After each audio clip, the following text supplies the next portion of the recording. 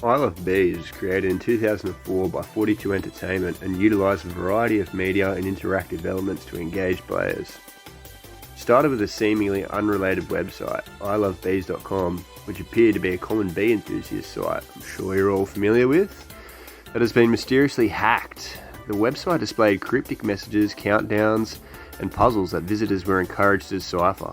Turns out Microsoft were the actual perpetrators behind the viral marketing campaign in hopes of sparking interest for the video game Halo 2.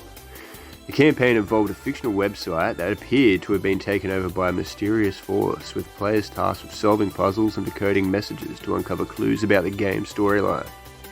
The campaign quickly generated massive online engagement and anticipation for the game's release. As players progressed through the puzzles, they uncovered more about the narrative connecting the Halo universe, specifically involving the Covenant and the Master Chief. The story is presented through blog posts, audio logs, and real-time interactions. The use of ARG, or alternative reality game, combined online and real-world activities, was labelled by many as innovative and ahead of its time. This wasn't the only tactic Microsoft used to push the release of Halo 2, but it was definitely the most memorable, and given the success of the game, safe to say this worked out pretty well. Dark Knight movie also utilised a mystery marketing campaign. The marketing campaign for the 2008 film included a series of cryptic clues and scavenger hunts hidden in various locations around the world. A series of websites were also launched, each designed to look like they belonged to different organisations or characters from Gotham City. Sites like IBelieveInHarveyDent.com and WhySoSerious.com provided clues and interactive content related to the film. In addition to this, fans participating in the website minigames received emails with cryptic messages and clues that led to various online and real-world activities. Some were sent on scavenger hunts in various cities across the world. These hunts included tasks like finding specific locations, taking photographs, and uncovering hidden messages. One notable event had participants gathering at specific locations where they found cakes with hidden cell phones and Joker cards inside them. These phones received messages and instructions, further deepening the mystery. Am I the only one that thinks it'd be funny if they hid those hanging Batman imposters kind of like in the movie too? You know what I mean? The campaign was also filled with complex riddles, codes, and puzzles that fans had to solve. This interactive element kept the audience engaged and excited for the movie's release. Participants often received exclusive collectibles and memorabilia as rewards for involvement, further incentivizing participation. The ARG fostered a strong sense of community among participants, who worked together to solve puzzles and share findings. The campaign generated widespread excitement and speculation among fans, contributing to the film's record-breaking box office success, and is often cited as one of the most successful film marketing campaigns of all time. Burger King's Subservient Chicken. The campaign was a landmark in the world of viral marketing. Launched in 2004, it was designed to promote the fast food chain's new Tender Crisp chicken sandwich. The Subservient Chicken campaign centered around a website where users could interact with a person dressed in a chicken suit who would perform commands typed by the users. The tagline for the campaign was, "Get chicken just the way you like it," emphasizing customization and the idea that chicken would do whatever you say. The campaign was hosted on a website, subservientchicken.com. Upon visiting the site, users were greeted by a video feed of a person in a chicken suit standing in a living room, ready to take orders. Users could type in various commands like jump, dance, sit down, commit tax fraud, and the chicken would do it. Maybe not the last one, but you get the idea. The site was pre-programmed with over 300 actions, providing a surprisingly wide range of responses. Subservientchicken.com received millions of hits within the first few days of launch, making it one of the most visited websites at the time. The campaign also started to garner significant media attention, further amplifying its reach. As a result, the campaign remains a great example of innovative marketing. It highlighted the power of the internet as a marketing tool, as in 2004, this wasn't particularly common. Since a marketing campaign caused a bomb scare in Boston. It was January of 2007. Dozens of electronic devices placed all around the city to promote the Cartoon Network show Aqua Teen Hunger Force, but they were mistaken to be bombs. Highways, bridges, some transit stations were closed around Boston. The devices were ultimately traced to two artists who made a public apology. Aqua Teen Hunger Force. In 2007, Cartoon Network planted LED devices resembling characters from the show Aqua Teen Hunger Force around Boston that actually caused a bomb scare and resulted in widespread panic. It was part of a guerrilla marketing campaign gone wrong, which I'm sure was the exact opposite of the response they wanted to promote a show like this. At least, I hope. When Turner Broadcasting System, as part of a marketing campaign for the television show, placed electronic LED light boards depicting characters from the show in various cities around the United States. Unfortunately, the appearance of these LED boards, which were designed to resemble some of the show's characters, sparked panic and concern among residents and authorities in Boston, Massachusetts. Authorities mistook the LED boards for improvised explosive devices, or IEDs, due to their resemblance to electronic circuitry. This misunderstanding led to a widespread bomb scare, with parts of the city being shut down and bomb squads being deployed to investigate the devices. The incident caused significant disruption and led to criticism of Turner Broadcasting System for failing to coordinate with local authorities and for not considering the potential security implications of the campaign. Pretty funny, really. Eventually, the LED boards were identified as harmless promotional items, and the situation was resolved without any injuries or damage.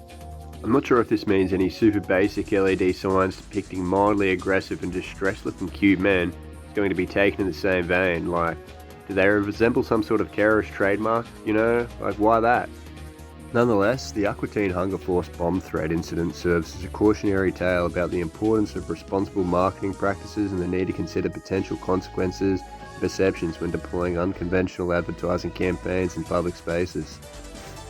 Not that I would really consider these particularly irresponsible, but still.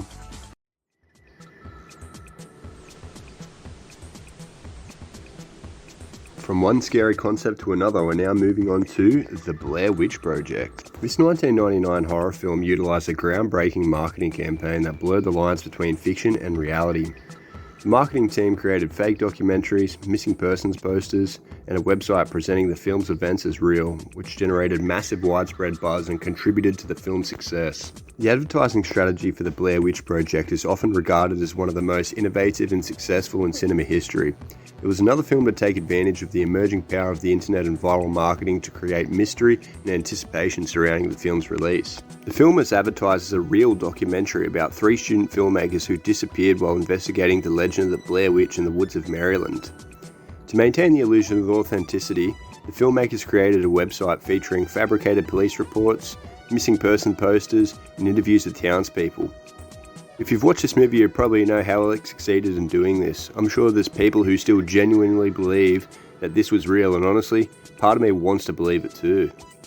Especially considering it was loosely based around actual folklore of a woman who committed some pretty gruesome acts, and then later disappeared into a nearby forest to take up the humble hobby that is witchcraft. The Blair Witch Project's marketing campaign was all about throwing the public into a state of confusion. Every move they made was designed to make people wonder, was this actually real? Was it really found footage? Were the people actually dead? Was this a legit story or just an elaborate hoax? No one really had a clue. The marketing team played it up like an Oscar-winning drama and audiences couldn't get enough.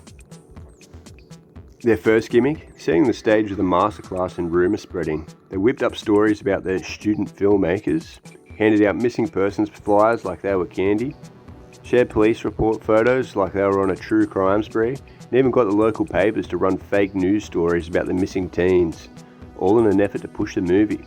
The trailers for the movie were deliberately vague and cryptic, providing glimpses of the film's found footage style without revealing too much about the plot. This helped to pique curiosity and generate speculation among potential viewers, as well as add to the found footage vibe. Overall, the marketing campaign for the Blair Witch Project was a masterclass in creating suspense and anticipation through unconventional means. By blurring the lines between fiction and reality, the campaign tapped into primal fears and captured the imagination of audiences around the world, ultimately leading to the film's massive success at the box office. The KFC Chicken Corsage. In 2014, KFC teamed up with a florist to create a chicken corsage featuring a drumstick attached to a wristband of baby's breath flowers. The product was marketed as a unique prom accessory targeting chicken-loving teens and generating buzz on social media.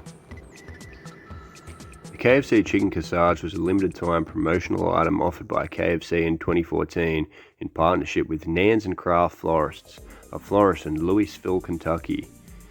The unconventional products combine two unlikely elements: a piece of fried chicken from KFC and a corsage typically worn as a decorative accessory for formal occasions like proms and weddings. The chicken corsage consisted of a piece of original recipe chicken attached to a small decorative wristband along with a small bouquet of baby's breath flowers. The idea behind the product was to offer a quirky and humorous twist on a traditional corsage, providing a unique accessory for prom goers looking to stand out from the crowd. And yes, as far as I could find, this was in fact a real menu item you could actually order. However, you might be disappointed to learn that there was apparently only 100 of them being sold. You had to order them online, and when you got them, it was nothing more than a cardboard cutout of a chicken, some plastic flowers, and a coupon you could redeem, which you could then use to get chicken, attach the plastic flowers, and effectively have your very own edible chicken corsage. Despite its novelty and initial buzz on social media, the chicken corsage was met with mixed reactions. Some people found the idea amusing and light-hearted, while others criticised it as tacky or inappropriate for a formal occasion. Peter even made a little spoof poster to take a shot at the concept. More on them later. Nevertheless, the chicken corsage garnered widespread media coverage and sparked discussion about the intersection of fast food and fashion. While the chicken corsage was only available for a limited time and in select locations, it remains a memorable example of creative marketing and a brand promotion by KFC, demonstrating the company's willingness to embrace humor and unconventional ideas. You may have already seen or heard of this one online, as it was doing quite the rounds in its heyday. In 2005, a British student named Alex 2 created a website consisting of 1 million pixels arranged in a 1,000 by 1,000 grid. He sold each pixel for $1, with the goal of selling all 1 million pixels to advertisers. The website became a viral sensation, attracting a wide range of advertisers and earning the student over $1 million in revenue. Yeah boy. The $1 million homepage was not only a lucrative venture for Alex 2, but also a cultural phenomenon that captured the imagination of people around the world. Its success demonstrated the power of the internet as a platform for innovation and entrepreneurship. One of the factors contributing to the $1 million homepage's success was its simplicity and accessibility. Anybody could purchase pixels on the homepage for a relatively low cost, making it an effective option for businesses of all sizes, as well as individuals looking for a creative way to promote their projects as well as websites. Some promoted businesses' websites, others opted for a patriotic approach and created flags representing their country, and it being the internet, there was always a good amount of drug-related, racist, and let's just say some not-so-advertiser-friendly little pixel art being put together. Additionally, the website's novelty and viral nature helped generate buzz and attract attention. As news of the $1 million homepage spread through the word of mouth and media coverage, it became a topic of conversation online and offline, driving even more traffic and interest to the site. The $1 million homepage also inspired creativity and sparked new ideas in the realm of online advertising and marketing. It later went on to inspire pages like r/place, and it demonstrated that unconventional approaches could be highly effective in capturing consumers' attention and generating revenue in the digital age. While the $1 million homepage's heyday may have passed, its legacy lives on as a symbol of innovation, creativity, and the potential for success in the ever-evolving landscaping that is the internet. Benetton's Unhate campaign. Benetton, who you might know as an Italian fashion brand, had actually came up with a popular Dumb Ways to Die jingle you've probably heard of on TikTok and Instagram. There's little more to their service announcements that most people are aware of. While highly successful and well received overall, the train safety-centered campaign featured cute animated creatures dying in various gruesome ways to promote rail safety, as well as brief footage of real people getting hurt. The Dumb Ways to Die campaign launched in 2012. The announcement aimed to promote rail safety in a fun, engaging, and a little brutal manner. Alongside the video, the campaign included interactive elements such as a mobile game where the aim is to prevent some of these animated creatures from dying in various situations, as well as other social media content. The Dumb Ways to Die song went viral, garnering millions of views on YouTube and widespread sharing on social media, not to mention all those boomer TikToks remakes we've all seen. The campaign received acclaim for its creativity, humour and effectiveness in educating a younger audience about rail safety. It won numerous awards including several canned lions? Weird. It also inspired spin-offs and parodies. In short, Dumb Ways to Die showed the power of humour and creativity in delivering an important safety message, and that was that. Up next is LifeLock's social security number. LifeLock, a company specializing in identity theft protection, launched a risque marketing campaign centered around social security numbers. The campaign prominently featured the CEO Todd Davis's social security number in advertisements, billboards, and even on the company's website. The purpose of this unconventional approach was to demonstrate LifeLock's confidence in its identity theft protection services. By showcasing the CEO's social security number, the company aimed or hoped to assure customers that their sensitive information would be secure with LifeLock. However, this, as you might have expected, backfired massively. In addition to the campaign facing criticism and legal challenges, the CEO ended up having his identity stolen quite a bunch of times. Davis ended up having debt collectors chasing him, loans taken out in his name, bills paid under his identity, and one thief managed to rack up thousands of dollars in unpaid charges. Coincidentally, some did raise concerns that publicly displaying a social security number could potentially facilitate identity theft or fraud, and that's exactly what happened. Additionally, questions were raised about the effectiveness of LifeLock services, and understandably so.